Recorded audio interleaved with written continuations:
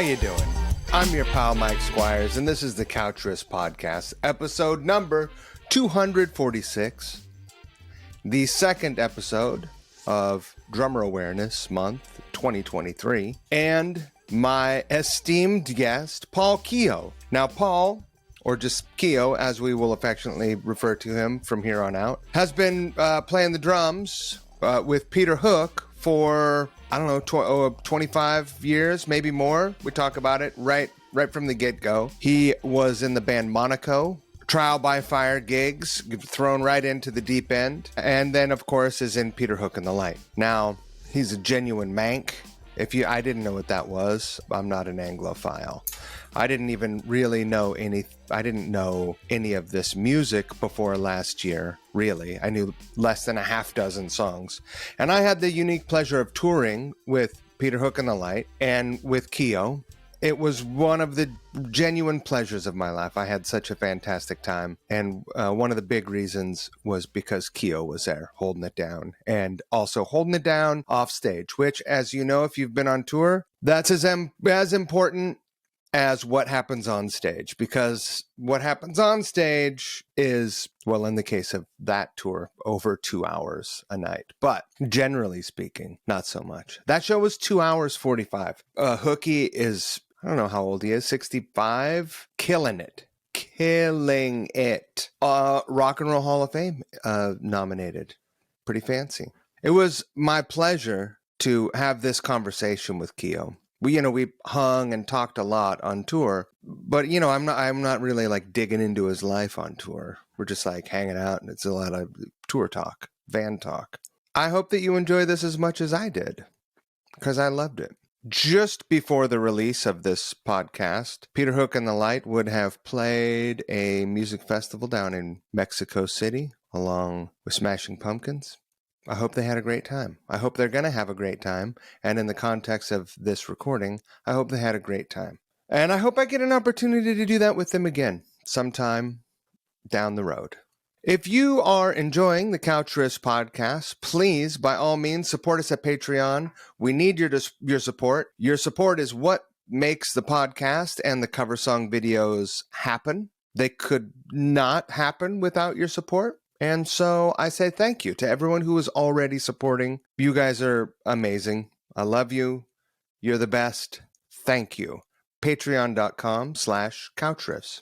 I would like to thank a couple of sponsors who make this podcast happen. First of all, I want to thank Variety Coffee Roasters in Brooklyn, New York. They have a number of cafes in Brooklyn and Manhattan. Lovely folks, great coffee. I drink it every single morning. I just finished a coffee. They have a subscription service that you should check out. Go to varietycoffeeroasters.com, click a couple buttons, and coffee just shows up at your house as often as you want it, as much as you want, and you never run out of coffee, and that's a beautiful thing, because running out of coffee is a terrible thing. Terrible. You don't want that in your life.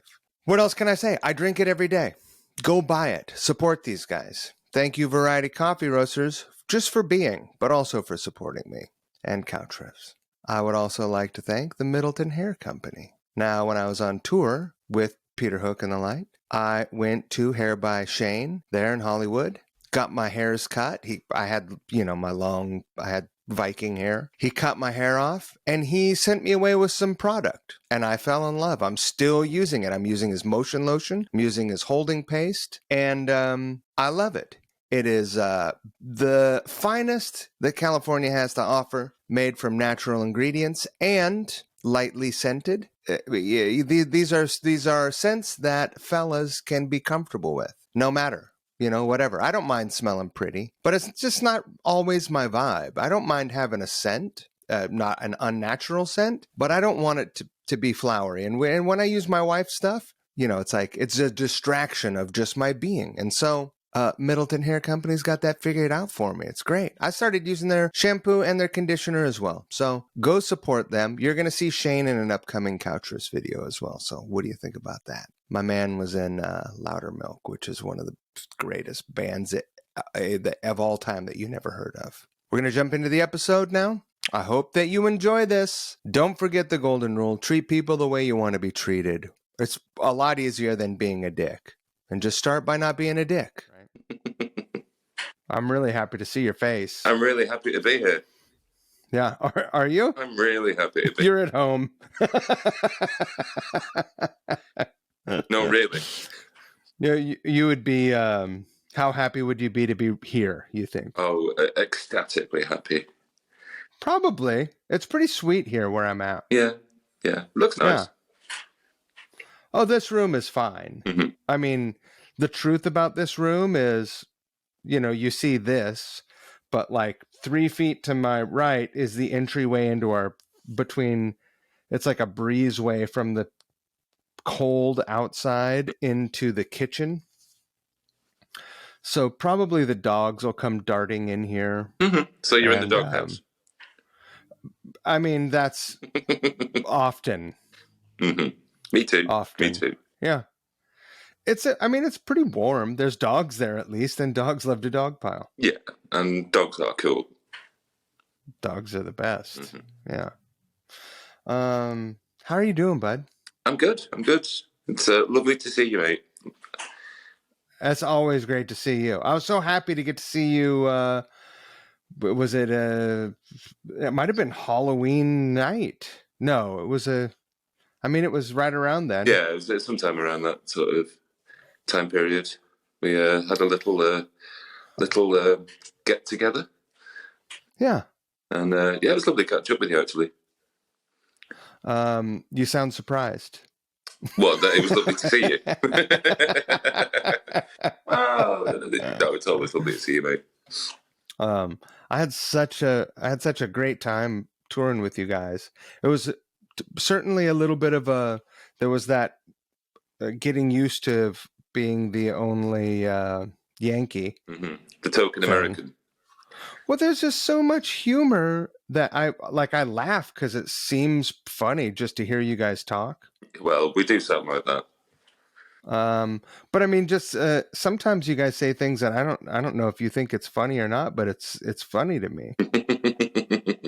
Even like even when you're insulting people, it sounds funny. Oh yeah. We're good at that stuff. World class. Oh, very good. We've got previous. Have you you guys have played some gigs this year already? Yeah, well, we've done one so far. That was at Rockaway Beach on the south coast, a place called Bognor Regis. There's a name for you. Which was it's like a cross between a summer camp and a gulag. Those are those things. There's cabins and that kind of thing. Is it that kind of that place? Yeah. We played one of those. The Ugly Kid Joe band did one of those. Mm-hmm. That we stayed. We had the option to stay, but we didn't. We drove through the night. But we had these 3 like trailer homes, but they were nice, modern, clean, super nice trailer homes. Not it's not like the trailer homes down the road from me. As in trailer park. Not like trailer park, right? Yeah. Not like yeah. Yeah. Well, this was. I think the construction of the buildings probably left a lot to be desired. It's kind of prefabricated, compressed wood fibre walls that. They provided all the sound insulation of absolutely nothing but fresh air. And probably about the thermal insulating capabilities as well. And my lovely double bed was in the kitchen. No. Yep. Is that right? Oh yeah. Yeah. Well, it makes it convenient for a midnight snack. True. I could almost reach the kettle to sort of make a brew. Yeah. But no. That's been your only gig of the year?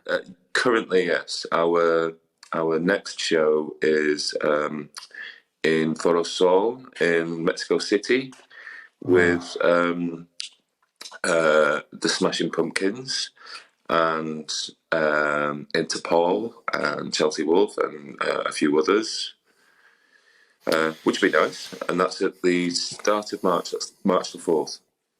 That's going to be a great gig. Uh-huh. Yeah. You've been to Mexico City before. Oh, You yeah, guys have played there a number of times, yeah, right? we played there a few times. Oh, what a city. It's fabulous. What I a good love time. Mexicans. Their love for Joy Division, especially, is vast. I think our biggest show that we've ever done of our own show, as in just Peter Hook and the Light, was 5,000 capacity, and it sold out. And In Mexico City. yeah, yeah, Oh, wow. Pepsi World Trade Center, it was called at the time. I'm not sure what it is now. But, yeah, those guys went fucking nuts. They love to goth down there. Oh yeah, yeah, they're big into that whole dark stuff. Hence why we go down so well. That's great. It's fantastic. It's so funny to me because I mean, nobody in that band at least is particularly gloomy. It's like Uh, such yeah, such a funny, fun crew of folks. And but with performing this incredible body of music, yeah, yeah. looking out at the crowd was super interesting because there were the real hardcore goth Mm-hmm. fans that were there, and then there are people who were just like, this is the music I grew up listening to in high school or college, Yeah, and it connected with me at a time when it stuck like super glue, and here I am, mm-hmm. and I'm still loving it, but I also have my Tivas on or whatever. Yeah, yeah. Well, I mean, Right. it's they never set out to be a goth band. I think it's just sort of the time that they were, and also their influences as well, sort of shone through. I mean, we'll never know what they would have become, but when you have two albums like Unknown Pleasures and Closer that sort of really resonate with that audience, then you're going to have them fans. who who is considered the prototypical goth band? Bauhaus, Sisters of Mercy, Bauhaus, right? yeah, and yeah, But Joy Division is always in the conversation as in the top like first five bands, yeah, yes? yeah. Yeah, well, the subject matter is, the lyrics in the songs is not really the brightest and happiest of topics, really. Well, yeah, it's like Kraftwerk, uh, Sex Pistols, and Leonard Cohen had a bastard child, right? Kind of, yeah, I suppose so, yeah. Bit of bit of Bowie in there, a bit of Kraftwerk.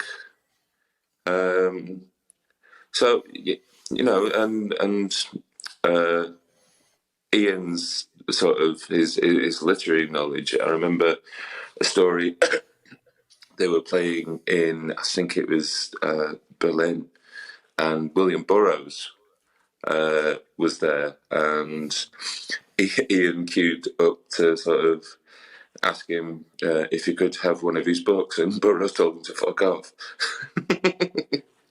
He asked him if he could have one, Yeah, yeah. Well, don't ask, don't get. But right? yeah. But yeah, big Did he fan of think that he Burroughs. was just carrying his books around with him? Possibly. I mean, they were only young. He was only what 21, 22. Right.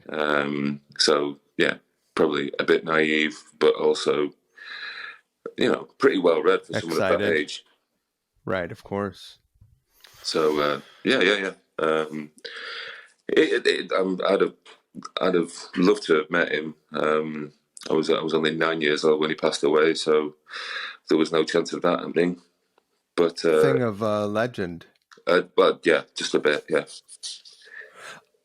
I was with you guys when that giant mural on the side of the building was painted over, Yeah, yeah. and people went ape shit. Yeah, yeah. He's Like people went ballistic. How has that resolved? it's well, it's been painted over again, and the wall has been blacked out, and someone sprayed "Ian was here," across the bottom of it. So I think they're awaiting That's his kind of return. amazing. So That's yeah, kind of amazing. yeah. Well, there is a huge love for the legacy of that. Pretty much all of the Manchester bands, and Joy Division has a special place in people's hearts. Yeah. And Let's talk about you for at least for a minute. yeah. At least for a minute. Just one, just yeah. Yeah. Oh, you're from are you from Manchester proper? Did you grow up in Manchester? Yeah. I was born in Harper Hay, which is Manchester 9, as an M9 postcode. So I am the only real Manc in the band. Is that right? That's true. Yeah. Hooky and Potsy were born in Salford. Martin was born in Leamington Spa. And yeah, I'm the only actual Manc in the band. Leamington Spa sounds fancy. Yes, Royal Leamington Spa. Is that right? It is actually Royal Leamington Spa. What is And the name of that place where Hooky lives now? Because it sounds like it sounds like a place in Star Wars. yeah, you get, look, I suppose, yeah, Alderley Edge. Alderley Edge. Yes. It sounds like Yeah, it does sound something like that's the squirrel. Yeah. four parsecs away from Lando's. Some scurrilous spaceport somewhere. Yeah. I also know. Speaking of when and where you were born, you're a Capricorn. I am indeed. Yes, December the 28th. We share a birthday. We do. The very same day. I am 1 year your senior, even though I don't look it. Of course. Of course. Yes. You don't have to be old to be wise. True. That's very true. But yes, you are my birthday brother. Is there a name for people who share a birthday? Mike and Paul. Twins. Yeah. Birthday twins. Something like that. How early do you remember being attracted to wanting to play music? Music's been a huge part of my life forever, really. I'm from Irish Catholic stock, and doing the whole church thing, you have to sing and sing your hymns, and obviously with the family being very musical as well, especially on my dad's side. My mum's completely tone deaf, but a huge music fan. And yeah, surrounded by music constantly from a very early age. The radio was always on, or the records were on, or something was, Top of the Pops was on the telly. We'd watch that pretty much religiously every week. Do you remember the first Top of the Pops performance that really captured you? Oof, it had probably been quite early, really. I remember being very, very young, probably about three years old, and my mum was taking me to nursery on her way into work. My mum was a nurse, and I was explaining to her how much I loved Donny Osmond, which as a 3-year-old little man, you're going to love that sort of thing. Sure. And yeah, I mean, pop music of the day was very much to the fore. I remember as a kid, my parents got me the best of the Beatles, the red album and the blue album. Yeah, of course. So they were constantly on rotation in my tape player, and I remember being a tiny kid and having Lego. And this is really early doors Lego, really clunky, not the fancy stuff we have these days that they can make movies with. And I built a sort of rudimentary band on like out of Lego, and then set my tape player up behind it and press play and would listen to the Beatles. Imagining I'm watching the Beatles play this music out of Lego. Right. So yeah, a strange child. Oh, that's not all that strange, I don't think. I made Play-Doh action figures of AC/DC. I'll Yeah, send you the photo. I took a photo of it. that's brilliant. So it's multimedia art at this point. Exactly. I mean, It's a ahead of your time. trailblazer. How old were you at that point? Oof. Probably about 8, Right. 7 or 8 All years right. old. So you were a fan of music. Had you expressed an interest in playing music? Were you involved in the school music program at all? Or did you go straight to rock and roll music with your buddies? Well, no, well, I was music was the only thing that I ever got straight A's in throughout my whole school life until I was told to give it up and focus on getting a real job. But even really, really young, it was always like straight A's. I took up the recorder just to be that annoying child, but luckily I was, I had a good ear and could hold a tune. Right. My dad used to play in a pipe band when he was younger. So there was always like a whistle or a recorder lying around, and it was easy enough to practice and pick up and make a tune and join in. And that was from really quite young. So you were just the idea of moving, like the relationship between notes and moving between notes was something you were learning just like language. Pretty much. Yeah. I just absorbed it. It filled my mind. It filled my brain. Right. Like I said, I was just exposed to music all of the time anyway. So, I'm just surrounded by it. My dad would sit and play John Denver and Neil Diamond songs with his acoustic guitar, and be like, "Oh, that looks cool. That looks great." Songs are a Do you bit have a rubbish, favorite? but yeah, I'll let him off. Do you have a favorite Neil Diamond song? None of them. In fact, that's a Really? lie. That's a lie. All the hits that he wrote for the Monkees are brilliant because yeah. it's not his voice. Believer is great. Yes, It's a absolutely great song. cracking song.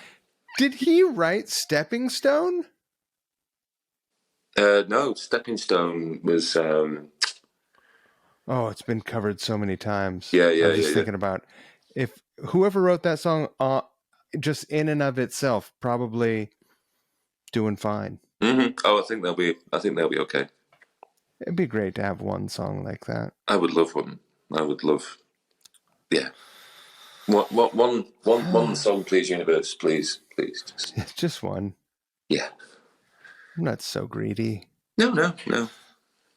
After the recorder, what was the first instrument that you picked up where you were able to, you were able to perform on it, and it was something that you recognized as this is what it sounds like on the recording, on the record when I listened to it. Yeah, that's probably definitely drums. Drums. But I mean, even with I grab my dad's guitar and try and figure out stuff like Batman, and just on one string, like, no. Yeah. Just because it's there, it's just over there, and lean against the couch or whatever, and just pick it up and make some noise with it. When did you get your drum kit? How old were you? Just before I was 12 years old. It takes a special brand of parent to tolerate and be supportive of their kid picking up the drum kit. Yeah. The tolerance was quite low, as in I played when they weren't in, and neither were the neighbours. And then when they got home, I stopped. Right.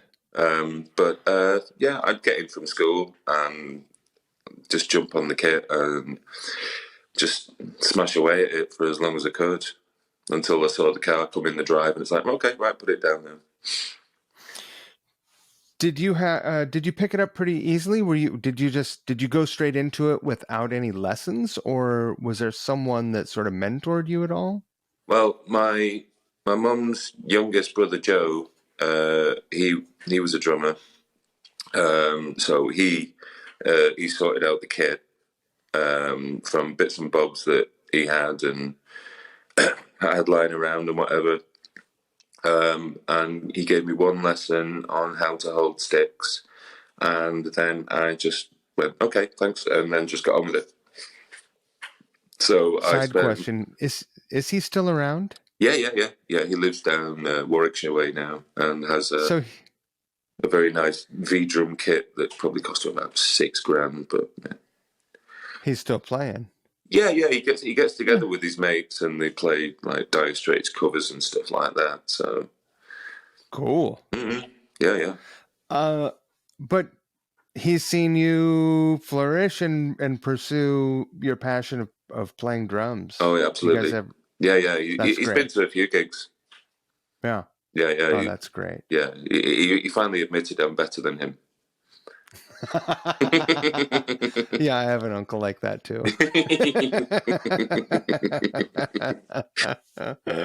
But he's very gracious in defeat. But yeah, he's Yeah, he's mega proud of like what I've done and stuff. that's awesome. So did did it come to you relatively quickly because of how much you had been listening and just the experience of like playing along? Like there's a lot about timing that people take for granted, but if you're not paying attention to music Mm. and it's just something that happens in the background, which blows my mind. I don't understand households that you know, I don't understand that. Although there's not a ton of music playing in our house anymore, only because I'm fatigued. Yeah, it can get a bit on top.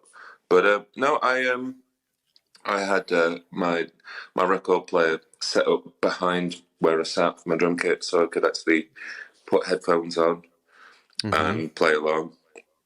And yeah, I spent 6 months playing Billie Jean by Michael Jackson.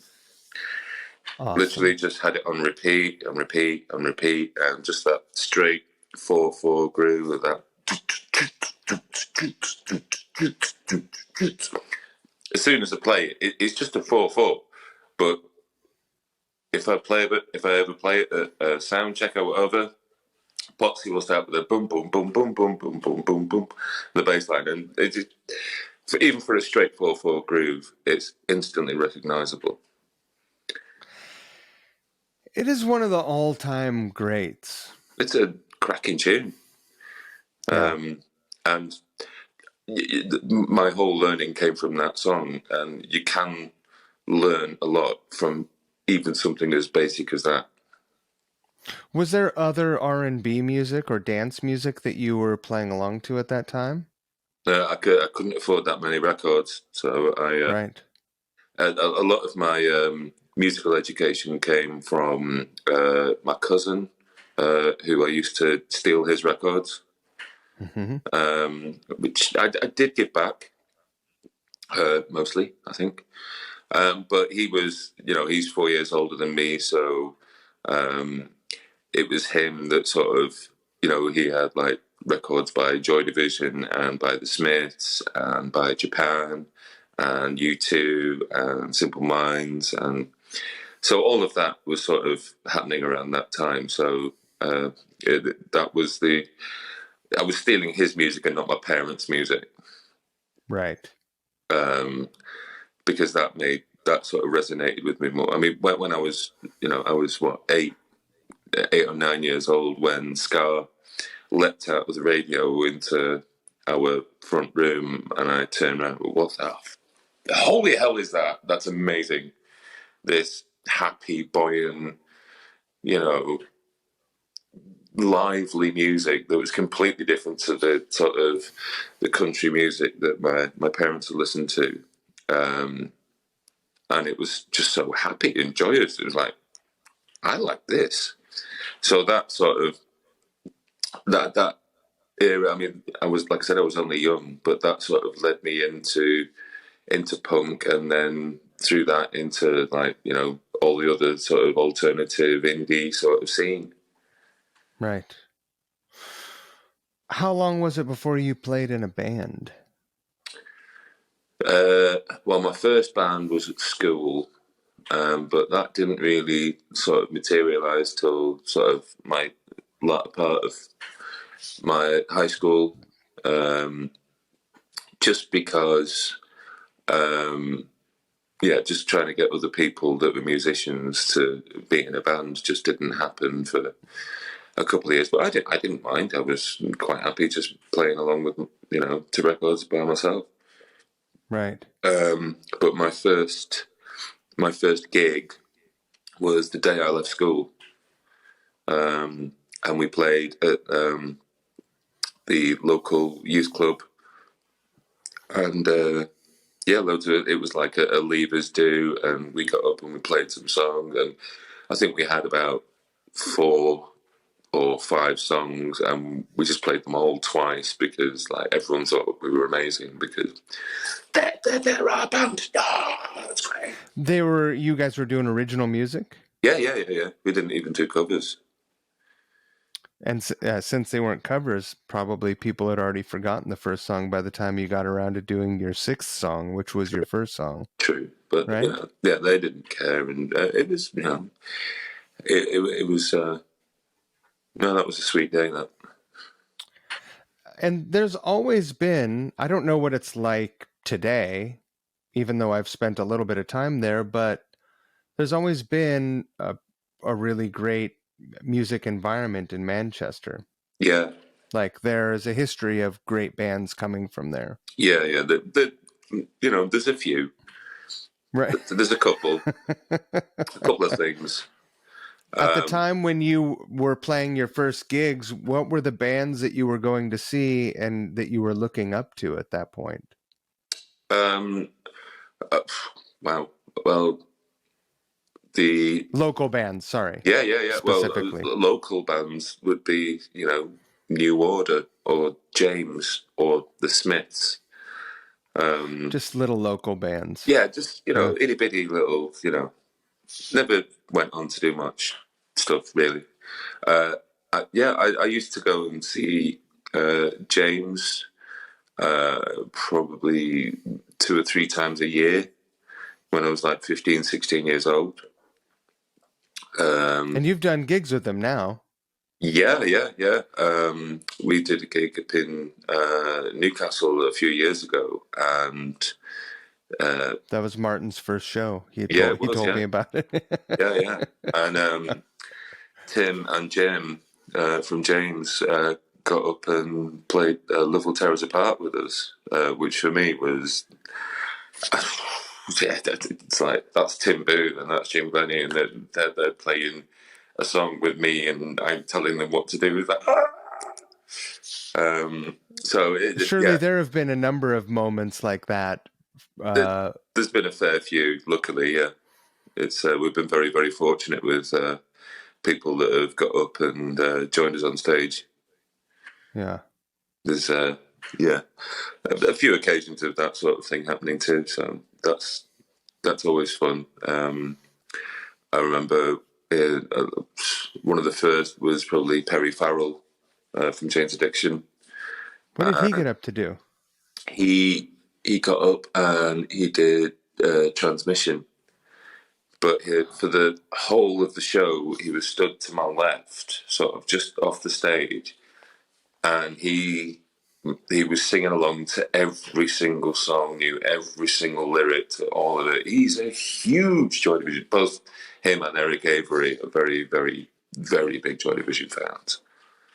And Eric got up and did 24 hours with you guys, right? Yeah. He got up a few years later, and that was kind of mad to That's Eric Every playing bass on stage with me.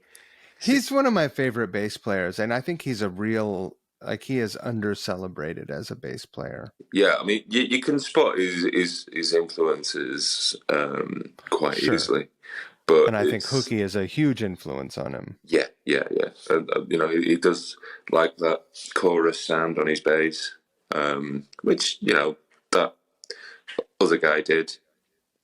Um, I mean, there are a couple other guys. yeah. That hooky fella kind of did it first, really, but Sure. kind of made it his own. Um, but you know, even I was a big James fan in like the late 80s, early 90s. Why wouldn't you be? Well, it was very much of its time, and the, to you know years later suddenly have Eric Avery sort of skulking around on stage, nervously sort of saying, you know, can I join in? I'm like, you're fucking Eric Avery, mate. You can do what the fuck you like. You can do whatever you want, mate. So yeah, I was delighted, absolutely delighted. It's wonderful. Let's get back to I guess we're talking about the late 80s when you played your first gig. Yeah. Um, the band that I was in at school sort of stumbled through a few different formations.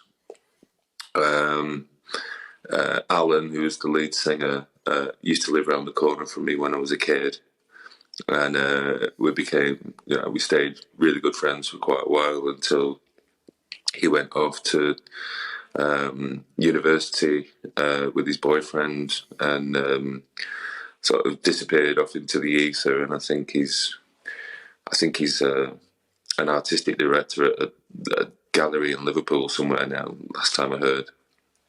Okay.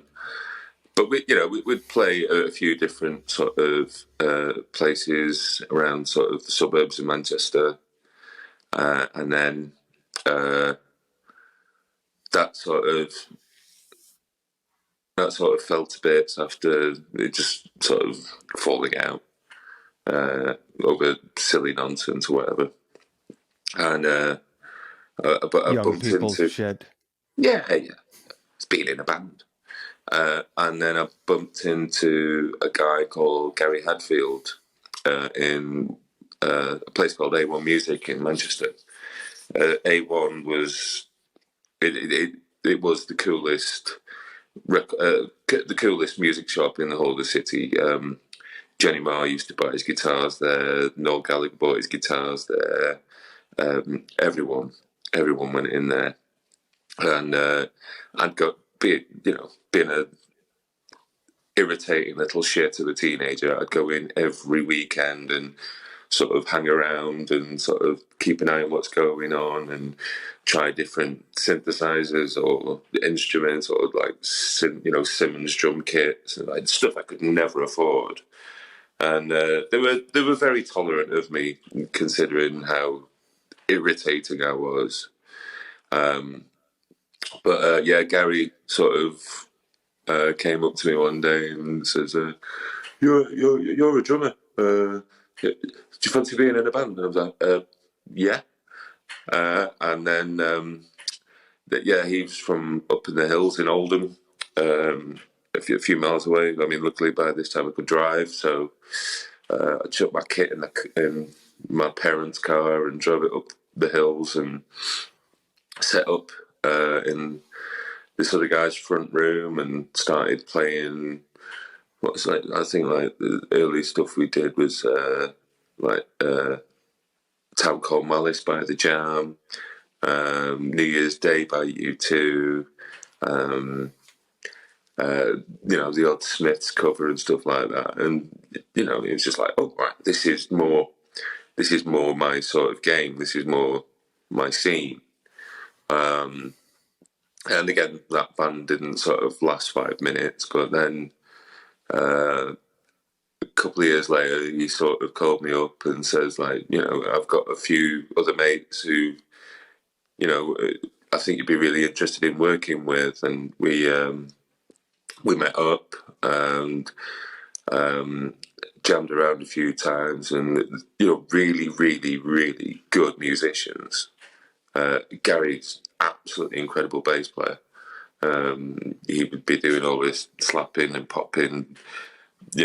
As far as I was concerned, it was Mark King, and also but this was he's really good, man. He really, and even then, absolutely fantastic. And his mate Stuart Wilson on guitar, who even by that sort of time was well into his his Duran Duran, but also like his Van Halen. So he was very expressive on guitar. It was like, whoa, this is not just some guy just chunking out a funky rhythm. He was, whammy bar and all sorts of things. He was a great guitarist. And the keyboard player was a guy called Andy Poole, who, until Martin joined the band, was the keyboard player in the Light. Right. So, yeah, these guys I've known since and still jam around with occasionally. And, we never, like an itch that we just need to scratch every now and again, and just sort of different permutations of us do different things together in different times. But they're my boys. I've known them for 30 plus years now. They say you can't make new old friends. No, absolutely not. Absolutely not. No, they're Gary is now an engineer and producer at Blueprint Studios in Salford, which is where Elbow sort of do a lot of their work. God, I forget how many fucking bands are from Manchester. Oh, there's loads. There's tons. There's tons. I mean, well, Martin, he plays with a band of Doves. Right. Pretty special. I think this might be an unpopular opinion, but Elbow might be my favorite Manchester band. Yeah, I know you've got a bit of a soft spot. They have, they just got a thing. There's not a weak link in that band. Mm. And seeing them live is a treat. Yeah, they used to support that old band I was on about. Is that right? That's very true. Have they always been good, or was that something that came along later? They kind of made a choice earlier on to really focus on their songwriting. I've known Garvey since he was 11 years old. He was in my brother's year at high school. Yeah. So there was when I was in the top year at high school, my brother sort of dragged Garvey over up to like the top corridor while I was prefect, and I was just trying to tell everyone to bugger off or whatever. And he drags Garvey along, who's sort of there, sort of kind of nervous, and my brother's going there, go on, guy, tell him. Go on, guy, you tell him.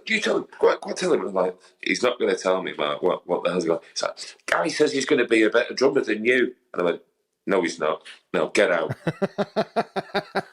I was right. I mean, he does play drums now and again, but he's not as good as me. Other things he's kind of better than me at. He's excelled. He's done okay. Yeah. But it's lovely when I see him in the street, and seeing any of them, it's instantly, oh mate, how you been? And the Elbow guys I've known since they were 16 at Stan College in Whitefield, and that's where they started. And by that time, Garvey had found his voice, and there was like acoustic guitars always in and around the common room. And I'd gone back to college at this point, but we'd do cracky. Yeah, I remember one time we were singing "The One I Love" by REM and doing the harmonies in the chorus, just in the common room, just singing that Yeah. over and over again. And everyone, it was a huge group of us. Would go in the pub on a Friday from college, and there'd be like obviously the 2 years we were at college, and then obviously I was a couple of years older and gone back to college, and but the years that had been still sort of hung around as well, and there'd be a group of like 30 of us, or maybe 40, that would take over half of the pub on a Friday and a Saturday night, and we'd end up like at the end of the night at the pub, we'd sort of grab a few cans from behind the bar and cross the road over into Heaton Park and just go and spend a nice warm summer evening drinking beer till the sun came up at 4 or 5 in the morning, Youth. smoking joints and drinking beer and listening to music and singing songs. Youth. Youth. Yeah. I can just about remember it. It was fun though. What did you study in college? Were you going for just general higher education? Did you have a focus at school? Well, I kind of, me and school didn't really get on. Yeah. Not that I'm sick, but just I have issues with authority figures, and Could be a little of both. yeah, and they, That's how it was with me. yeah. But there was a few amazing teachers, and what I was good at, I was good at. But obviously, Sure. other people had other ideas for me, and I was like, no, you can't. Don't be a musician. That's not a real job. You're from Manchester. Be an engineer. Right. So I left school and I did engineering, and I used to work in a machine shop on shaping machines and lathes and milling machines and all of that stuff. It seems like there's a stronger um, influence in England with like school counselors and just like people sort of telling you Yeah, what to do and how, like, commit your life to this, shut up, do yeah. your job, and live, like, But go that way down the road, it, right? it was kind of that period as well where that sort of, I mean, Britain has done quite a lot for the industrialized world, as in we made everything for you guys to go on and do it better than us. But Someone's got to get the ball rolling. well, true, and the idea was still, even at that stage, was like you go and get a job and you have a career and you do that for your life. That's what my mum left school at 14 and became a nurse, and then retired when she was 60, and then still ended up working for another 4 years Right. as a nurse. But she was very, very good at it. But then, the country changed, the economy changed, manufacturing died out in this country, and other countries started making stuff cheaper. So, a lot of those industries died. So it was kind of another reason to get out of it. And, there are some magnificent engineers still around doing wonderful things, but I just didn't like it at all. The culture was just wrong. I didn't like it. Yeah. It's So a pretty hard lifestyle to enjoy. yeah, well, yeah, I would like a little workshop just to sort of do little bits that I want to do, but I There's a couldn't. big difference between hobby and like the bulk of your day, right? Yeah. I mean, I was I left home when I was 18, and um, uh, quite a traumatic time, really. I wasn't in a great relationship, and was working I was doing overtime just to stay away from going home. Um, all the while, my best mate was dying of cancer. So I was trying to deal with going to see him, and also staying away from home, and staying away from the relationship. But that eventually died. But unfortunately, so did my mate. And I just took the life choice of, well, there's no point in doing something that makes me miserable for the rest of my life. Fuck this, I'm going to be a musician. And just sort of made the decision then to really, really go for it. And, you know, what's the worst that could happen? I think that's a solid choice. Mm. I think it's unfortunate that things like losing someone, I imagine, like, you were young. Your Yeah, friend yeah, was young. yeah. I was 18, well, I was nearly 19 when he died. Uh, There's that hell of a fella. element of mortality that young people sort of sidestep Mm. for the most part, Yeah. right? Well, he was a incredible guy. We used to, we have very similar taste in music. He had older brothers that he'd steal records of. Um, his one of his older brothers had a Roland Jupiter 8, which is just like, even now, yeah, I think you see them in adverts for like $30,000 or something like that. The ridiculous synthesizers, and he just went, "Oh, can I have a go on that?" Yeah, yeah, yeah. Start noodling on it and fucking around with the filter and the resonance. Like, oh. Yeah. So I was 17 years old. I discovered Acid House, or just in my mate's front room. But he only lived around the corner, and I would just sort of, get out of bed, put my clothes on, out the front door, round the corner, let myself in through through the back garden, and just walk into their house and say hello, sit down while they're halfway through breakfast, and just sort of start eating the toast or whatever, and they'd make me some tea. And wonderful family, great family. Yeah. But he was, yeah, he was like super smart. He used to do like applied mathematics for fun whilst beating me at chess in like 3 or 4 moves. Right. He was, yeah, he was super clever. So when he passed away, that really sort of kicked me in the gut. And yeah, kind of a wake up call as to, well, you've only got one shot at this thing, so do what you want, do what you enjoy. And it seems to have worked pretty well for me since, really.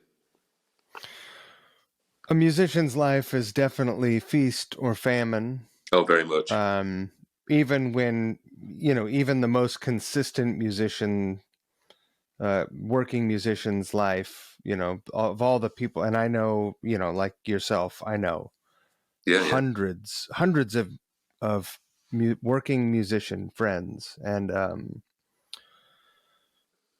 it's not an easy life to choose, but it's really fulfilling on absolutely. in a way that I don't know what else. I don't know what else fulfills in the same way. If it means that much to you, it's definitely worth doing. Um, and for me, it really did mean that much. I, I am such a lucky guy working with who I work for, and Right. have worked with. I'm so incredibly fortunate, and I know that there's a queue a mile long for my gig if I ever, decided to give it up. But it's like, tough shit, guys, it's mine. But also, you've been playing with Hooky on and off for 25 years, right? Yeah, yeah, yeah, yeah, yeah. So it's 26 now. I'd get less for murder. That's nice. I'd get less for murder. Right. Yeah. No, he's Um, great. He's great. Was that and you started playing with him in Monaco? Yeah, yeah. That was a pretty big gig. You guys were doing TV shows, touring, Yeah, all of the stuff. I I was working with a guy called Mark Burgess, who's the lead singer of the Chameleons, my Mm-hmm. favourite band, and he was signed to a label called Dead Dead Good, who used to have bands like the Charlatans and stuff like that. And he was managing Monaco, and sat in the office one day and said, "Right, this album's about to launch. We need to get a band together to do this." So he says to the guys in the office who were going to get to play drums, and two of them piped up and mentioned my name. So he called me up and said, "Paul, it's Steve." It's like, "Hi, Steve." Kind of thinking, why is he calling me? What have I done? Am I in trouble? Right. And he went, "Just a quick question for you. Would you like to play drums for Peter Hook?" And I kind of went, "Go on then." Right. And he went, "Right, okay, well, meet them in the Barleycorn next Monday, whatever, and we'll have a chat with you." Like, okay, cheers. Right. And Had you met Hooky before that moment? Had you ever encountered him or been around him? no. I mean, obviously, knew who he was. And, you can't Sure. live here, and I'd even Legend. well, by the time I was 15, my neighbour across the road had said, like, "Tell your mum you're babysitting," and then snuck me off and took me to the hacienda when I was 15 years old. And this was, 1986. So it Right. wasn't even, it was Wow. pretty empty then. It wasn't even, this was long before Acid House even kicked in. And, sort of like, "Yeah, right, it's nice this. Like it." Uh, but yeah, I mean, I knew Hooky lived up in Moston, which is kind of near where I was born. And I saw him driving around in his old Jag in the early 90s when I was sort of doing a summer job trying to sort of, cover the exes while I was probably doing something I shouldn't be doing. But Sure. yeah, he used to have a Jag XJS. It was a big long nosed Jaguar, kind of like what it's the Of E-Type, but course he the did. 80s version, so it was garbage. Right. But he loved that shit. He really loved his Jags. He still loves his Jags. And I remember seeing that outside the Butty Shop. Butty Shop is a sandwich shop. Sorry for the American translation. Right. And I was like, "Sure, that's Hookies." And then went in, and as I came out, I saw him driving off, and he had the long curly hair at that time. I think that was around the time that they'd just done the video for Regret, where they did it was Top of the Pops, and they did it from the set of what's it called? Baywatch. That's it. And I was like, "That's Hooky. I'm eight." He's like, off he drove. But that was, yeah, that Top of the Pops thing. I mean, obviously Baywatch is the biggest television program in the world, and Pamela Anderson and the Hoff, and you're there going, "This is so bizarre." Watching Right. these the Manx on a looking pasty white Manx with Bernadette Oh. aviators and Hooky with his leather pants on a beach, legs Right. akimbo, bass round his ankles, throwing shapes. And I just thought, that's so weird. I mean, great song, great video. Yeah. Um, Great song. Fantastic. Yeah. Tell me about, so how were you feeling between the time you got that call and the time that you went to go play with Hooky and the rest of the band for the first time? And was Hooky there the first time, or was there like an MD that sort of orchestrated everything? No chance. Well, the MD being Potsy, probably. David Potts. But the... No, So you've played with Potsy for that long as well? Yeah. Oh, wow. Yeah, okay. So I turned, like, obviously, like, you know, Steve had said, like, meet the guys in the Barleycorn. So went down to the Barleycorn in Didsbury and go in there, and Hooky's there with Potsy. You know, it was their band, and, you know, so it's like, you know, get a pint. Okay. Went and got beer, came and sat with them, chat with them. And yeah, from that, they said, okay, well, auditions on Monday in Cheetah Mill. You know where that is? It's like, yeah. It's literally like down the road. And, you know, for me, that was brilliant because, you know, it's north side. I thought, okay, well, that's where it is. So I turn up there, and the you know, got a drum kit in for me and some cymbals and yada yada. And turns out this is the studio where New Order filmed the video for The Perfect Kiss. Oh, wow. So it's like, you know, and you immediately recognize sort of nondescript industrial unit, and then sort of go inside, and it's like they open the sort of the shutters at the front of the building, and there was a pile of Emax 2s, emulator 2s, which were the actual keyboards New Order performed Blue Monday with on Top of the Pops live. Right. And they were just sort of lying there, and all like the jack sockets were rusted on them, and they just literally, I think they've been thrown out of the van in like 1982 and just left there. And I was there, like, I was just there thinking, like, that Emax 2 is probably worth about $3,500. This is 97 as well. So, and there was like, oh, there's 3 of them. That's about £10,000 worth of synthesizers. Even then, I was like, if I just take these and put them in my car and clean them up and sell them, I could buy a house. Right. But they were just, oh no, it's just lying there. So we don't use that. We've got some newer stuff, which is kind of weird. But then, went in and was like, yeah, this kind of looks familiar. And then Doves were actually in there as well. Their gear was lying around. I didn't actually meet Martin that day, but they were rewriting the first album because all the first album had got torched in a house fire.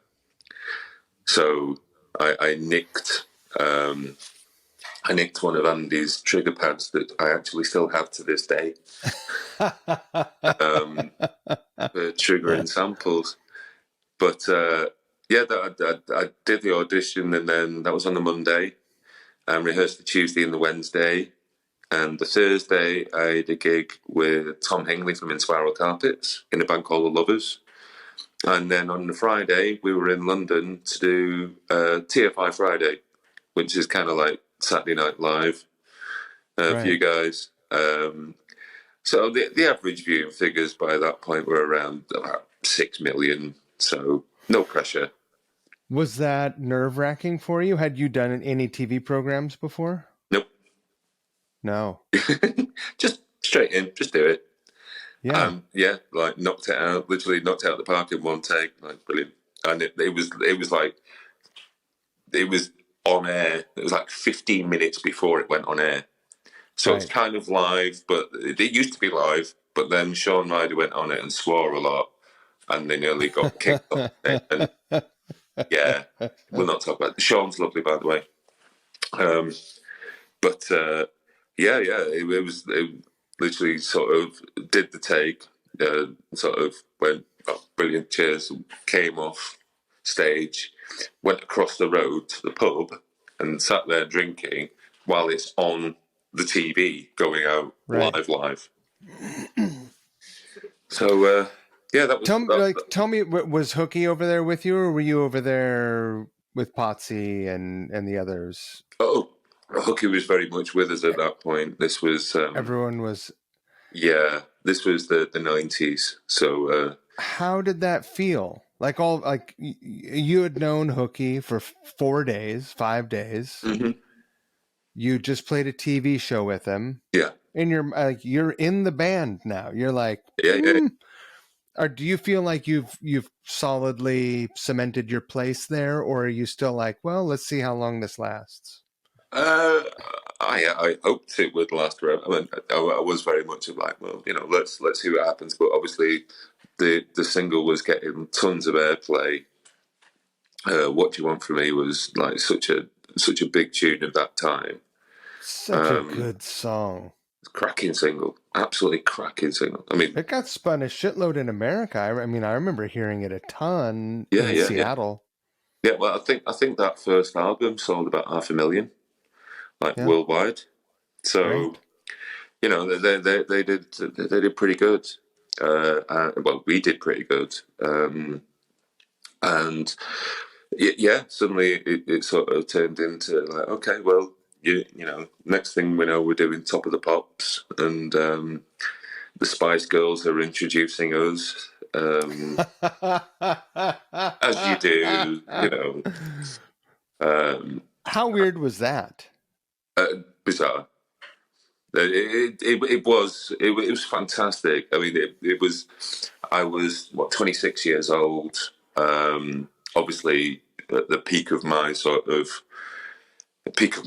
peak fitness and probably life at that point, and then suddenly thrown into yeah, you're doing TV next week. Oh, you're doing MTV in The Hague next weekend. Oh yeah, sat in a hotel foyer and um, uh, Dave Grohl walks in because he's staying, and Taylor Sure. Hawkins. They're just starting the Foo Fighters at this time, and I saw Nirvana at Reading '93. I was off Yeah. my tits on LSD watching these guys, and then suddenly, a few years later, Dave Grohl's walked into the bar and went, "Oh my fucking god, Dave Grohl, you're fucking amazing!" And him and Taylor really, really fucking sweet. I went, Yeah. "Oh, Taylor, absolutely fucking love your shit with uh, Alanis Morissette." And chuff for you getting this gig and whatever. And it was like, I need your autographs. I need your autographs. And it was like, oh shit. Obviously, the bar was sort of. It's like, got this. Oh yeah, and dug out a pen. And I was wearing these sort of army combat pants at the time. And I said, "Oh, just sign that." So I got them both to sign the leg of my trousers. Because like, I need your autographs. So stupid. No, yeah, just sign. Just sign my trousers. Right.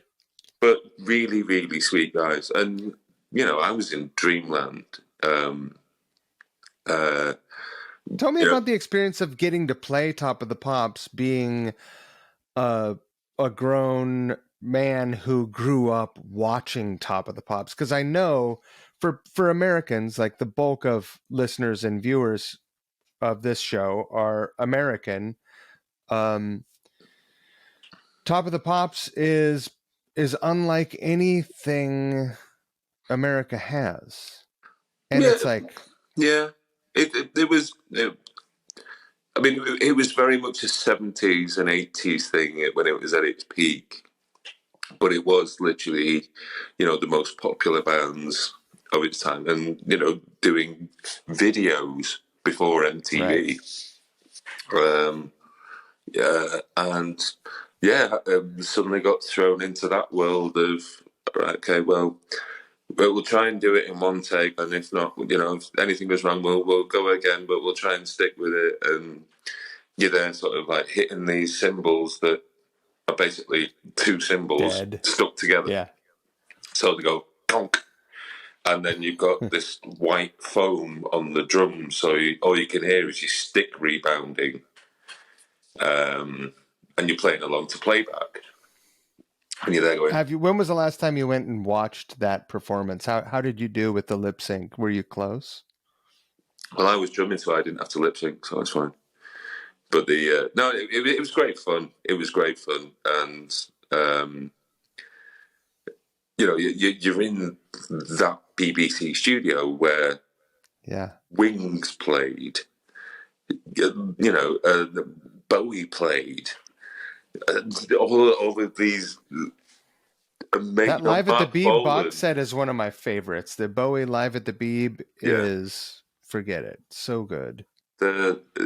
Just to be in that room itself was amazing. And I'm just walking around bright-eyed like a kid at Christmas going, I love this, it's amazing. And as you get on and you do your bit and then they fuck you off and then it's like, can we do it again? And then, a couple of months later, the next single comes out. Like, oh, yeah, you're up again.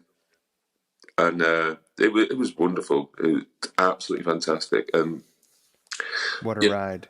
Well, it was the latter half of the 90s, and the 90s basically took the 60s out back and give it a good kicking. And that was also part of it as well. It was lots of fun things happening, and just sort of exposed to all of that. It was just it was mind-boggling and wonderful. And bloody hell, we did Leeds and Reading Festival. We did Glastonbury in '98. I actually played Glastonbury Festival. Yes, absolutely massive live tip. And came to America. The first time I played in San Francisco, we played the Fillmore. Right.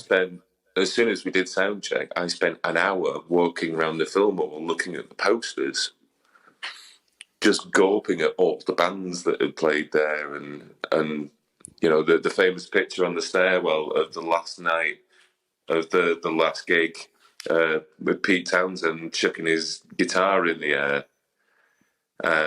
and you're there thinking, I'm walking on the same floorboards as my absolute heroes, and to be even a small part of it was just mind-boggling, wonderful. Right. Were you keeping it together, or were you? You're a young man. Were you carrying on and living rock and roll? Well, there was plenty of mischief going on. I've heard a few tapes of some of the gigs that we did around those sort of times. Like, probably partied a bit too hard here and there, but I definitely wasn't the only one guilty of that. Sure. My bandmates were equally to blame as I was. It was a lot of fun and a lot of mischief.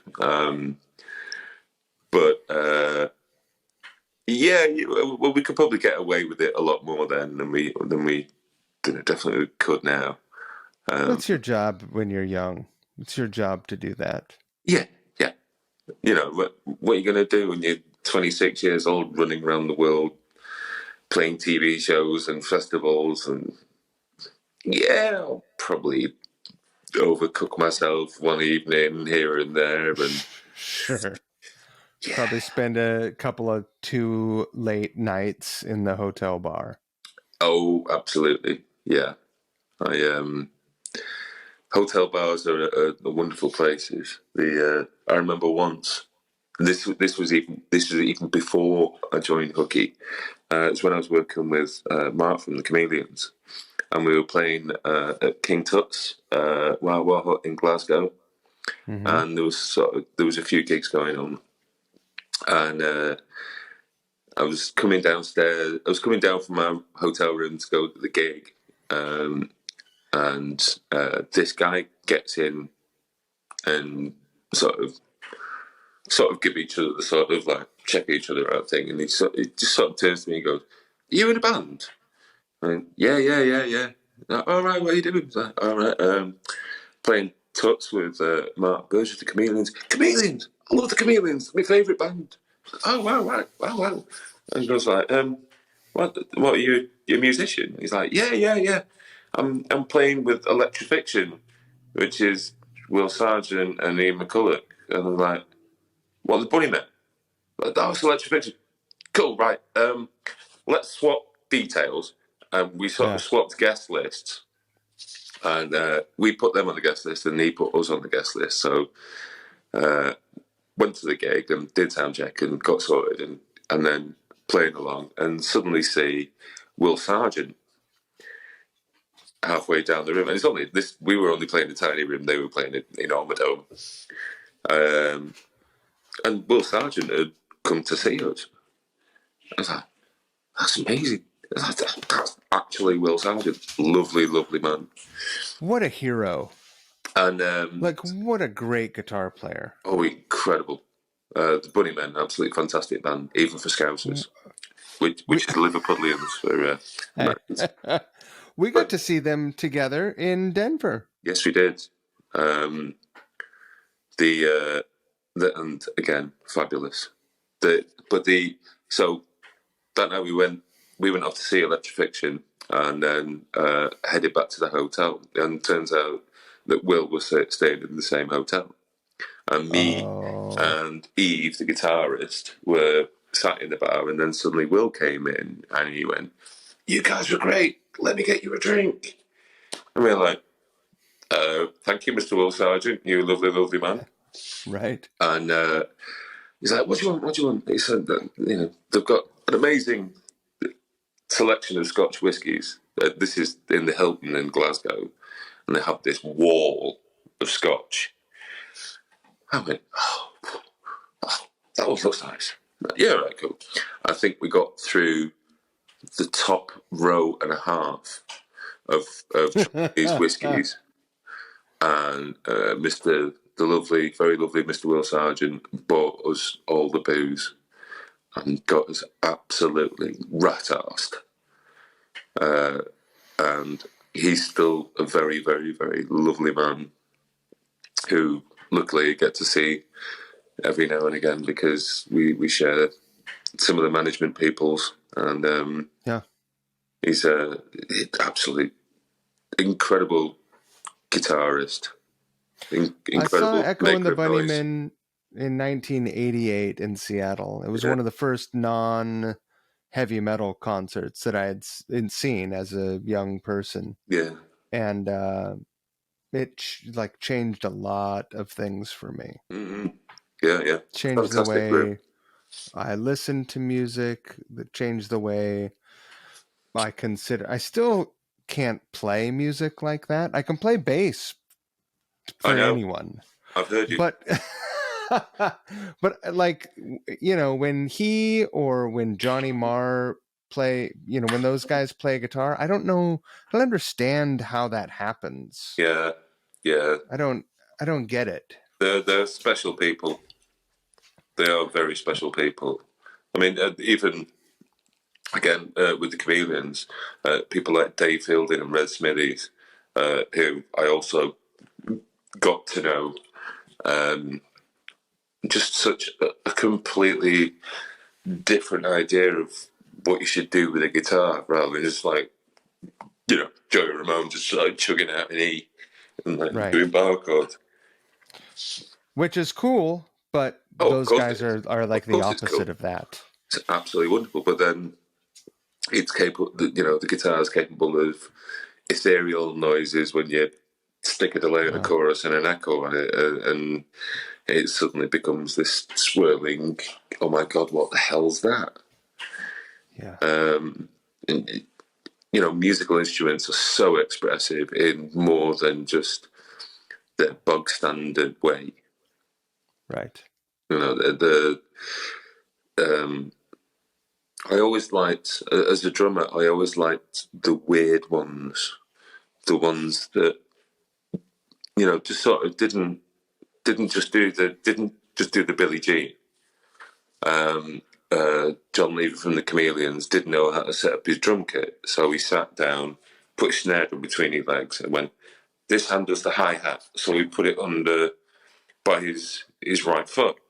Right, of course. Which meant, wait a minute, you're right-handed, but now you're going to play the bass drum with your left foot, and your toms are going to go that way around. But that meant that his floor tom was next to his hi-hat. So he used to ride his floor tom and do that sort of punk, right, sort of tribal sort of thing, which gave rise to the way that his song sounded, with Mike Bordin from Faith No More. He was a lefty, but his drum teacher was right-handed and was a lazy bastard. Wouldn't turn the kit around and just went, nah, learn open-handed. So that, Mike Bordin plays with his left hand on his hi-hat and his snare and his bass, and his toms go that way. But he's Jason Finn from the Presidents of the backward. United States of America plays open-handed. He's a lefty and plays a right-handed setup, open-handed also. Yeah. Same. So it's, and flipping it, Faith No More. What a band. I saw there was a Guns N' Roses concert in Manchester in 92. I think it was 92, 93, whatever. Angel Dust. Soundgarden had just done Super Unknown, and Faith No More had done Angel Dust. And Soundgarden came on first. Right. And oh my fucking Lord. What a band. What a band. Chris Cornell, wherever you are in the universe, we are sorry you are gone, because such an incredible voice. Champion band. Oh man, Kim Tail could just do riffs forever, and Matt Cameron, oh my God, what a drummer. Unbelievable.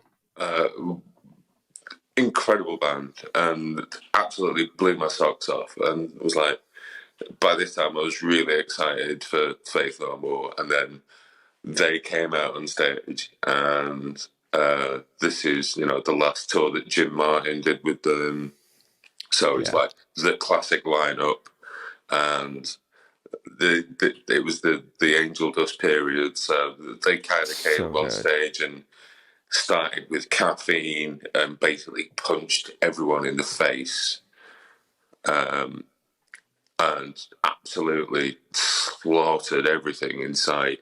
It was a fucking incredible performance. And kind of after that, it was like, I mean, I'm sorry, Mr. Duff McKagan, but I was just like, I just couldn't. There was no point in waiting for 2 hours for Axl to get out of bed. Right. So I think we waited for a bit, saw a couple of songs, and then just went, sorry, the other two were better. Right. It's Manchester's such a wonderful musical city. We get so many bands here. So many bands want to play here.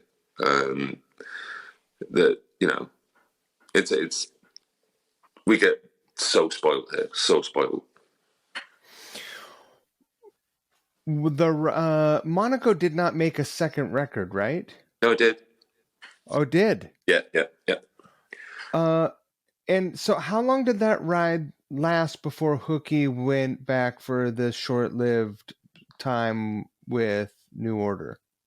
Well, we were kind of kings of our own downfall in a way, with the success of What Do You Want From Me sparked interest in New Order, because obviously it's got Hooky's bass on it, and that's a huge part of that sound. So there was some calls made around Reading, about Reading '98, and Reading Festival wanted New Order to come and play, and they'd had 5 years since their last show, which probably would have been their last ever show. They were in hiatus, and then suddenly, Reading Festival come along with an offer with a lot of zeros on it, and then suddenly people's ears prick up and go, "Oh, okay." So that we got to play the same stage on the same day. They were a little bit further up the running order than we were, but it was nice to have Hooky on twice on the same stage on the same day. Hooky doubled up that day. He did. He got paid twice. What a workhorse. Bastard. I didn't get paid twice.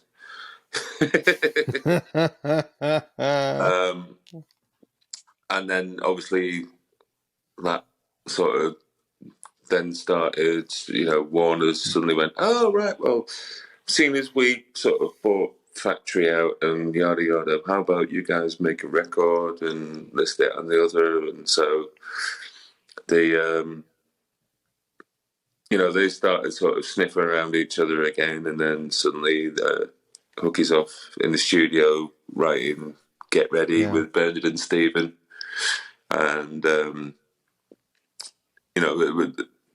there was the big Britpop cult of was it '99, where Sony and Sega and Universal basically bought up all the indie labels and cut the roster and killed off Britpop and put in Britney Spears and Christina Aguilera instead, and turned everything to pop music. So that was the end of Britpop, as it was so lovely called. So that kind of hampered our efforts to make a second record, and New Order went and made "Get Ready." Let me ask you this. Mm-hmm. New Order did not, only on one occasion, I think, I might have this wrong. I wouldn't be surprised if I had this wrong, but only on one occasion they performed Joy Division songs, right? No, they did a few. They toured. I think they actually toured as Joy Division. I think they actually toured as Joy Division, but doing the songs. It wasn't sort of New Order plays Joy Division. But they toured as Joy Division. I'm not entirely sure. Please don't quote me. I might get shot down. Well, the bigger question is, when you guys went out on the road, you had, one record and you were touring. Were you dipping into any of that catalog, New Order or Joy Division catalog? Not as Monaco, no. No. I mean, we were like a regular band that only did 40 minute. It's not these days. It's a work week. 40, 45 minutes, 60-minute sets. Right. The first tour that Monaco did was supporting the Charlatans. The Charlatans had done Telling Stories album. Absolutely magnificent record. And we toured the UK supporting them. Tim and the rest of the guys are huge sort of Joy Division New Order fans. Tim actually got up and sang "Lonesome Tonight" with us at one show at Manchester University years ago. So, we had a I don't remember us actually doing any. Well, "Lonesome Tonight" was probably like that one with Tim, but that was literally just jammed out for about 5 minutes in sound check, and we just did that. But we never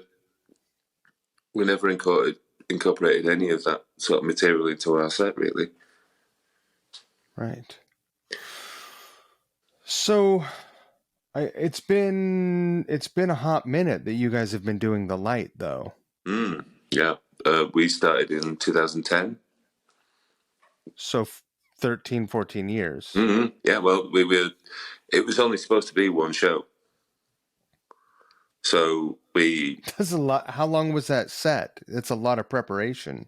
yeah. Well, I mean, initially we played. It was Pete Hook and Friends stroke Freebase. Played the opening night of Factory 251, so the factory club in town. And, he's like, it's opening night. Let's, you know, let's, drag the elements of Freebase together, and we'll do some Freebase songs. We'll get Howard along, he can sing that song, and Andy's around, he can do a bit. Manny's there, and we get Nat Wason, who's the guitarist, so he can come in, and then Gary, the singer, and we sort of cobbled together this sort of 2 hour show of Freebase songs and New Order and Joy Division. And then Hooky gets the idea of going, oh, it'll be Ian's 40th anniversary Wow. of Ian's passing. How about we do Unknown Pleasures? And we're like, yeah, The sure. whole album. Yeah. And so, yeah, this was only like a couple of months later. So, okay, well, we'll get stuck into this, and then jumped into that. And then realised very quickly how intense that sort of music was. Like, oh my God, this is going to kill me. But we did. We said, okay, well, we'll do this, and we put it on sale, and it sold out in 6 minutes.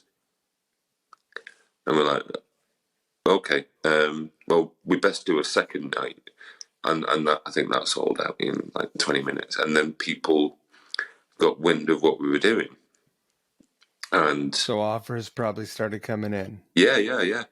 I think the fifth gig we ever did was the second stage at Benicassim to about 12,000 people. Pretty good. Not bad, yeah. Yeah. And it's kind of the snowball's not stopped snowballing since. Um, yeah, there's nothing bad about playing in Spain either. Oh God, no. Um, at this point, you've played that body of music longer than that band Oh yeah, ever yeah. even existed Cracky. by multiple times. Yeah, a few times over. And my experience playing with you guys and learning from the records, I learned quickly that I shouldn't learn from the records. I would listen to the records for the parts and then learn the arrangements and sort of the vibe from listening to the live recordings. Yeah. It seems like a very conscious decision it feels like the light takes a particular type of ownership over the material while delivering it in an honorable way. Well, we basically had to deconstruct the songs and then reconstruct them and Right. make sense of them in a way that you can repeat again and again and again and again. But the original recordings, a lot of them basically were just jams that sort of made it through. They were like the best take for them to then build on, and then that became the song. So certain sections of the songs would go on like 5 bars, some would go on 3 bars, or There's some you just strange get some odd arrangements. things. So we kind of try to regiment it a bit, so we kind of keep track of what's going on, but also we try and incorporate a bit of the live recordings, because we were a performance band. We were not just replicating the record, because the record's Right. amazing. Why bother with try to perfect perfection? So we tried to take some of the energy that they had as a live band and incorporate that into sort of the way that we played the songs. It's ours is an honourable task to, pay due to, what Ian and Hooky and Stephen and Bernard did as creative artists, and also Gillian as well in the later stuff. But this is stuff we grew up with. This is our teenage years, as much as it is Right. for everyone else. I was I bought Substance, Joy Division Substance, when it came out as a miserable, misanthropic teenager. For the same reason every other miserable, misanthropic teenager buys Joy Division records these days. Because they're perfect for that shit. They're perfect for that break up with your girlfriend and feeling unaccepted and out of place, but it resonates with you. So, you're drawn to that. And the same it is as it is for my kids now. They do the same thing for the same reasons. Sure. So for us as the light, it was it was the mission was to give the music back to the people that love it and play it for them. It's not about fucking making a fortune. It, I don't. My boss drives a Ferrari. I don't. He's one day he'll buy me one. One day, but we fucking love what we do. We really Yeah. fucking love what we do with the light, and we are really fortunate. It's an incredibly fun band, and it is a beloved body of music, and there's a Absolutely, crowd. There's a full room everywhere that band goes, yeah, and that's a beautiful thing. I and think I told you I knew of that entire 42 songs that I learned to play with you guys. mm, I didn't know how to play any of them when I was hired for the gig. mm, I had only heard 5 of them. mm, yeah, And so there that was a challenge for me, but you did very well. the thing, well, that's kind of you to say, thank you. It was, I mean, uh what an honor, like what an honor it is to play bass, to play hooky bass parts next to hooky. Yeah, yeah. Oh, I and it's a mean, completely different situation. You're not Bootsy Collins. You're right. not, yeah. You're not Paul Simon. You're not Jean Jacques Pinel. You're kind of a bit of them thrown together, but then also, you're going to play lead melody bass. All kinds of, but so I was most excited initially about learning the songs on Unknown Pleasure, but as time went on, I recognized Closer as being, there was something about that record that felt deep, that was deeper for me. Like I felt more deeply connected to it. It was a little weird because it has a 6-string bass stuff on there, Yeah. but I'm wondering if you have, if which of those 2 records you prefer, if you have a preference. I can't really pick. And they're both very special to me for very different reasons. Uh, Yeah. I've I've got me Yeah. I've got me honourable tattoo of the kebab. Yeah. I've not got round to getting the closer tattoo yet, but no, they're both magnificent records for very different reasons, and it shows how much they'd grown as songwriters and musicians and people in that short amount of time. But Unknown Pleasures and Closer are less than 18 months apart, but musically they're years apart, they're light years apart. But Right. also, it's that frustration of what could have been. If Ian was still with us, even for a bit longer. what they could have achieved, what they could have gone on to write. You know, we will never know. It's that great unknown. But Right. to go through that body of work and, you know, to pick out songs. I mean, obviously, like "Love Will Tear Us Apart."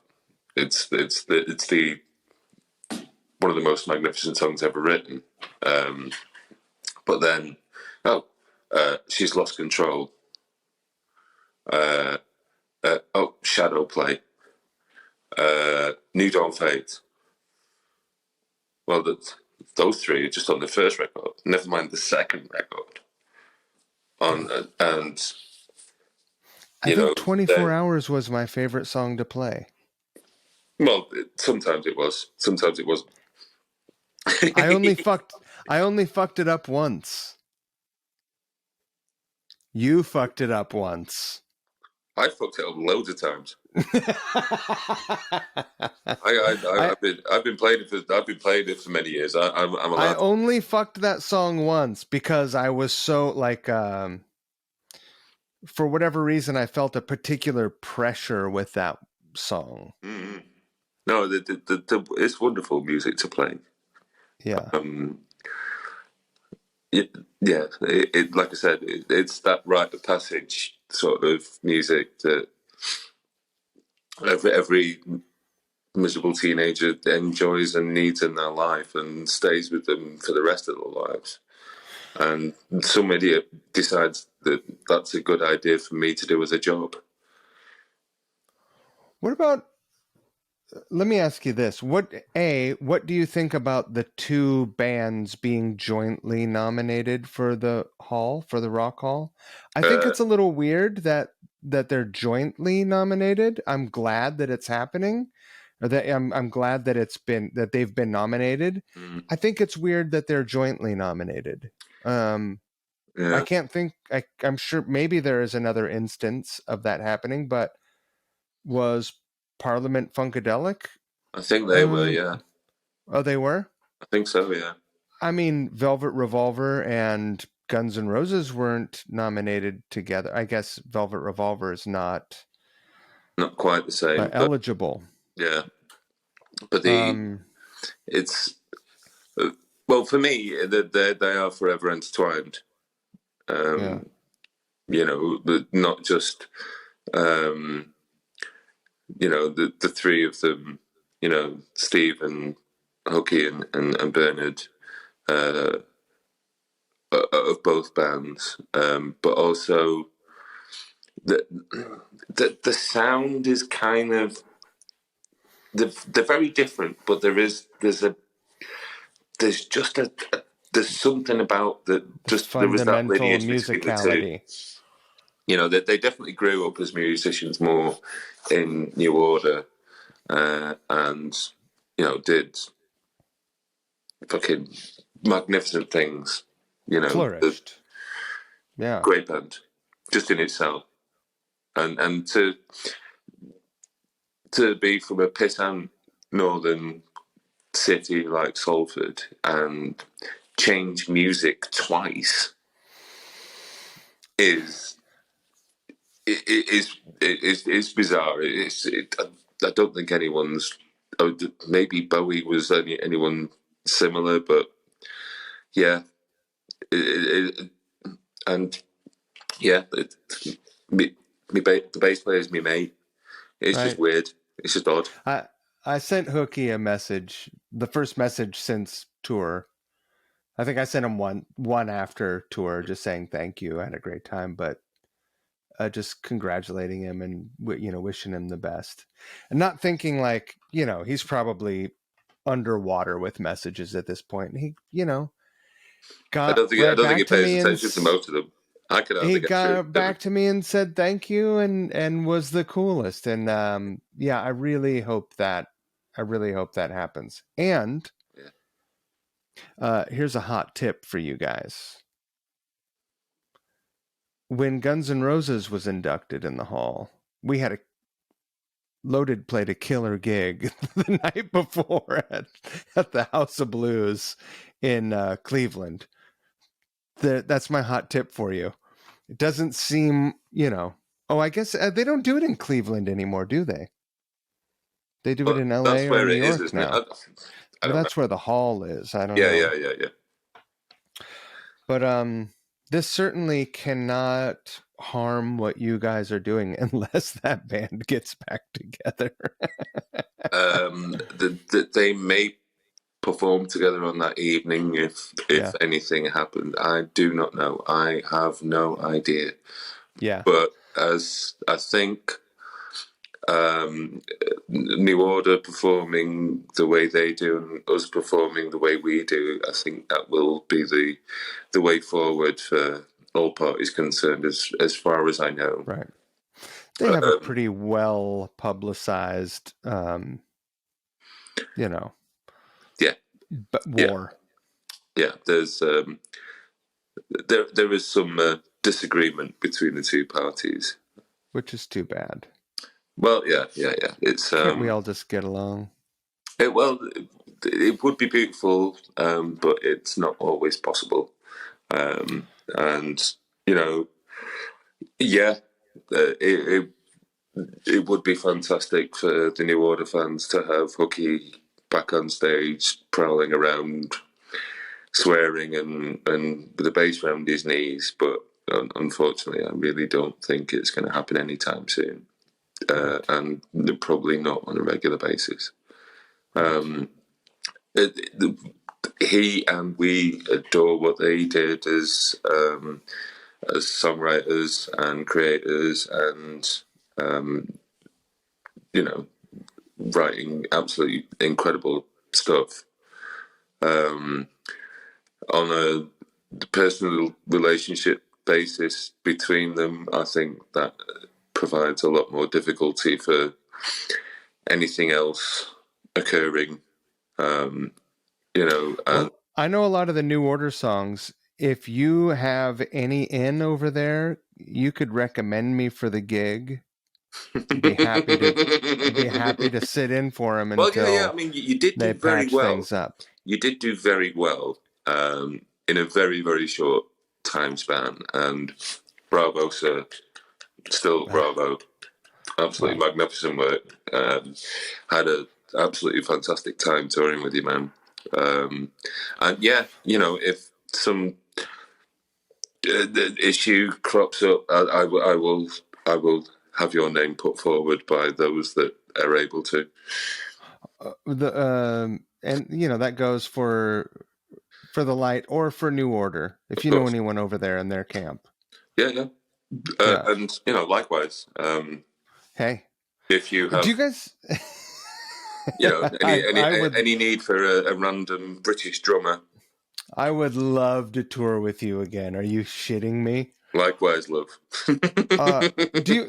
But speaking of tour, do you guys have any announced dates that you can share with us at this uh, point? Currently, only the April shows in the UK and Mm-hmm. the festivals we've been confirmed for over the summer is all that I know of at this period. No chance of I, seeing you in the States anytime soon. I bloody wish, mate. We Yeah, will be if we don't make it back this year, we're pretty certain to come back next year yeah. and come over there and brighten your lives with our Mancunian misery and I love it. I love it. our misanthropy and you know I'm nice. I drink beer and say hello to people and I'm quite pleasant in conversation. You're a lovely chap. You are indeed. Likewise, Well, with I may be in the UK this fall. And if I am, please come and say hello. I do. I have a couple, like, we're playing some heavy metal festivals. We do that over here. It's fucking somewhere We in the have some UK heavy this metal summer. festivals. I don't know. I'll look at the dates and see when and where. That'd be absolutely marvelous, mate. I would love to see you. You It's want to always come see some fantastic to heavy see you. metal? I Come can't. see I can't some have Leeds being the last place that I saw you. Darth Gargamel and, Yeah. Splatter. And those guts. fucking Leeds bastards drew 2-2 with Man United tonight, so I'm definitely not letting that lie. Oh, by the way, I think you know this because I packed that fucking box around forever. I thought your Adidas warm up was so cool that had it was like the Joy Division Adidas Yeah. The heartbeats down this side, yeah. Man U thing all sort of mash up. I bought my wife that full tracksuit and she still wears it all the time. Loves it. She's a very So stylish lady. She's a very, in, very stylish lady. indeed she is. Indeed she is. Um you know what? As always, I've had a fucking amazing time hanging out with you, but I need to fuck off. Yeah, I need to go for a pee as well, so I you imagine. probably need to go and do walking dogs and things, but I have dog walking to do. yeah. Rosie came over 30 minutes ago to cry at me. She's good at crying at me. Daddy, I need to go fucking walk. Do the That's thingy. right. Fuck the Yeah, English do the guy off thing. and let's go That's fucking right. walkies. Why are you looking at the lights again? I'm going to kill this. Yeah. You're the best. I love you to death. I love you to bits too, mate. And I can't wait to hang again sometime soon. I hope you have the best year. I'm happy to be here. I'm really happy to be here.